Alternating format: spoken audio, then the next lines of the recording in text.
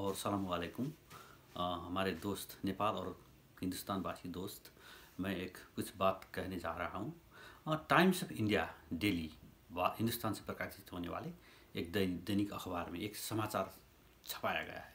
उसमें कहा गया है कि चीनी मंडारिन भाषा नेपाल के स्कूलों में अनिवार्य विषय के रूप में पढ़ाया जा रहा है और चीन सरकार वो टीचरों का वो पगार दे रहा है।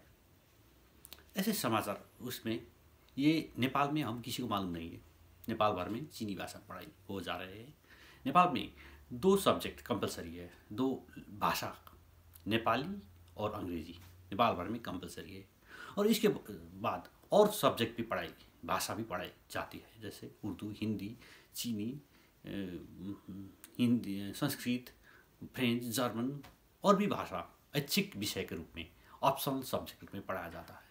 मगर चीनी भाषा तो नेपाल में कंपलसरी नहीं है।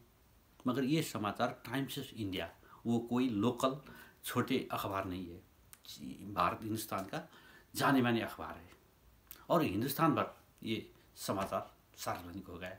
और मैंने देखा ऑनलाइन में कमेंट देखा, भारत के हिंदुस्तान के हम भाई बहनों ने कमेंट लिखा है, नेपाल में अब चीनी भाषा पढ़ाई शुरू हो रही है, चीन निकल रहा है, सारे नेपाल भर में चीनी भाषा चल रहा है। वो सब इतने कमेंट कर रहे हैं, लगता है आदमी को कैसे मूर्ख बनाया जा सकता है। जो समाचार 100% झूठ है। मैं नेपाल का हूँ, मेरा नाम रमेश है। नेपाल में चीनी भाषा कंपलसरी करने का समाचार हम किसी को मालूम नहीं है।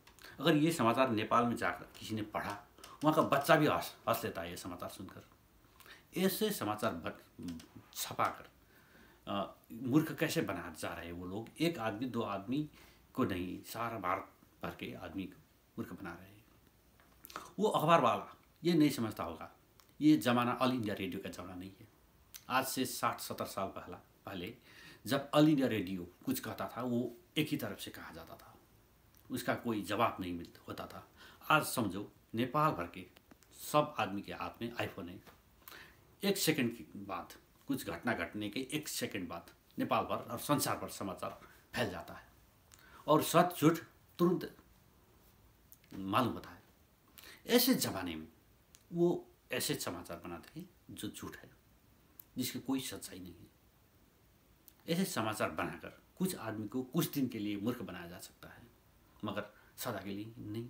अगर वो हिंदुस्तान के आदमी जो पढ़ रहे हैं वो समाचार और विश्वास कर रहे हैं, वो किसी दिन नेपाल आए और पूछे ये कहाँ पढ़ाई हो रही है चीनी भाषा इधर, तो वो मालूम होगा उसको। और वो दूसरे समाचार पत्र, दूसरे संसार के और भी न्यूज़ चैनल है, BBC है, अल जजीरा है, संसार भर वो देख लेंगे, मालूम होंगे तो क्या होगा उसका अंजाम। तो इसका टाइम्स ऑफ इंडिया का विश्वसनीयता क्या होगा। वो कोई छोटा अखबार नहीं है, गांव का कोई लोकल अखबार नहीं है, इंडिया के जाने माने अखबार है। तो मैं हिंदुस्तान के दोस्तों को मैं अनुरोध करता हूँ, आप कुछ पढ़ने के बाद, समाचार सुनने के बाद उसका सच्चाई क्या है उसको भी ज्ञात करने का कोशिश कीजिए। आपके मेरी बात आप सबने सुन लिया। मेरा हिंदी अच्छी नहीं थी, मैंने हिंदी पढ़ाई नहीं की है, व्याकरण के लिए मैं क्षमा चाहता हूँ। फिर भी आपने सुन लिया मेरी बात, आपको बहुत बहुत शुक्रिया।